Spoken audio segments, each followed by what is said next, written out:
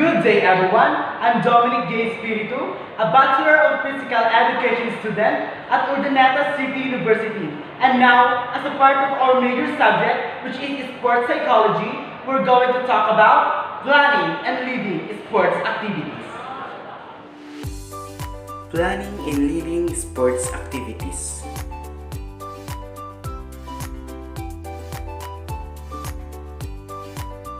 A good sports leader can direct certain sporting situations or sports sessions to help guide and motivate groups of people on skills, regulations, and health and safety. For example, sports leadership is how a sports leader achieves their aims of a session or competition. Successful sports leaders combine good performance and leadership skills. This helps achieve both personal and team goals. Sports leaders possess common factors as well as specific skills and qualities that make them successful in sporting situations. A good sports leader will show leadership qualities through their planning, delivery, and evaluation of each sports session. Skills and qualities associated with successful sports leadership.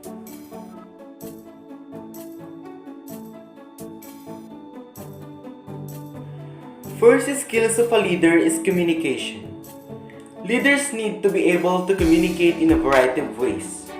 If you can communicate at various levels, you will be able to bridge the gap between players, other coaches, the opposition, and officials.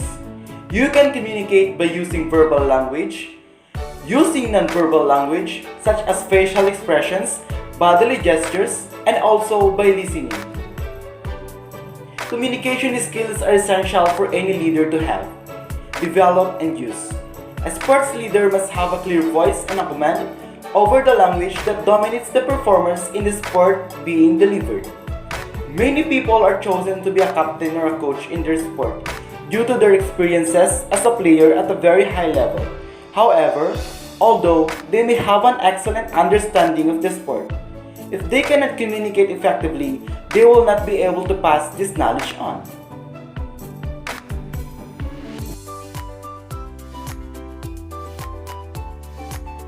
Organizational skills are essential to the sports leader.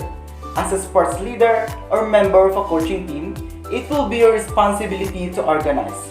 First, each training session, including facilities and equipment. Second, competitions. Third, paperwork, which may be essential if performers are to compete. Fourth, health and safety. And last, the evaluation of each meeting for the performer and their parents.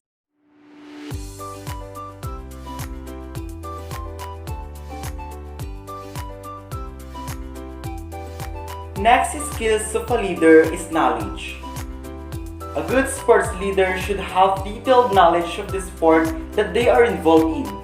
This will help in guiding others through the sport when they experience various situations, whether it be as a sports leader who is performing alongside other players or as a sports leader who guides through coaching.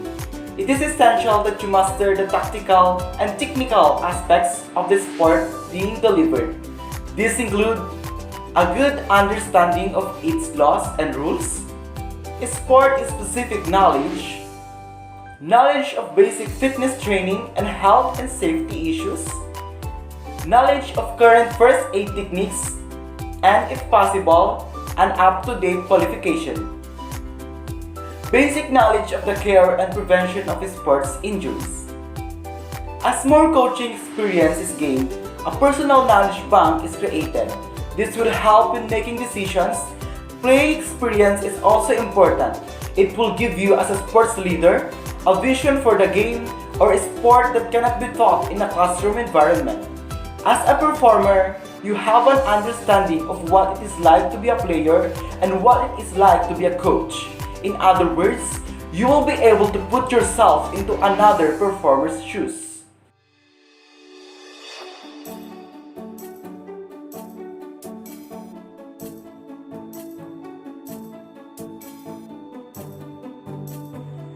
Targets should be set for participants, particularly if the activity is part of a series of sessions aimed at improving skills or techniques in a given sport.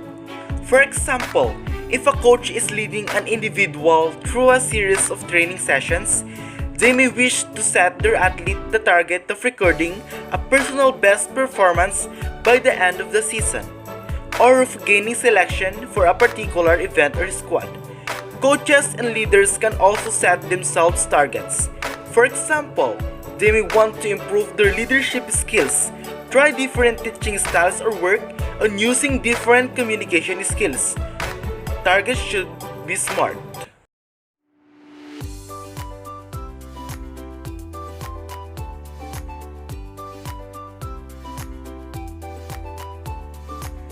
Specific. Targets should be specific. They should set down precisely what you want to achieve. For example, I want to run the 100 meter in under 15 seconds. Measurable. Targets should be measurable so that you can work out if you have achieved them. It is also better to make the measures specific wherever possible. For example, it is better to say that your target is to run the 100 meter in under 15 seconds than it is to say that you want to run the 100 meter faster. Achievable. Targets should be appropriate to the fitness and skills levels of the performer. They should be close enough for us to see, but not so far away that we can touch them. Realistic. It is important that we set targets that we have the capacity to achieve. All targets need to be challenging so that you have to work hard to achieve them, but they must also be realistic in order for them to serve their purpose and motivate you. Time-bound. Targets should have a time limit on them. For example, I want to run the 100 meter in under 15 seconds by the end of the summer.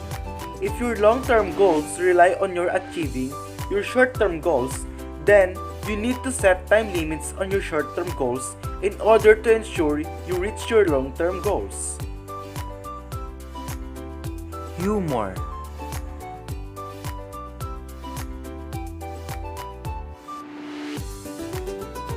Coaches and leaders should enjoy delivering activities and events, and it is really beneficial to have a good sense of humor. A leader who can joke, be light in the heart, and have fun with the group would make their sessions more interesting and stimulating than a leader who is serious all the time.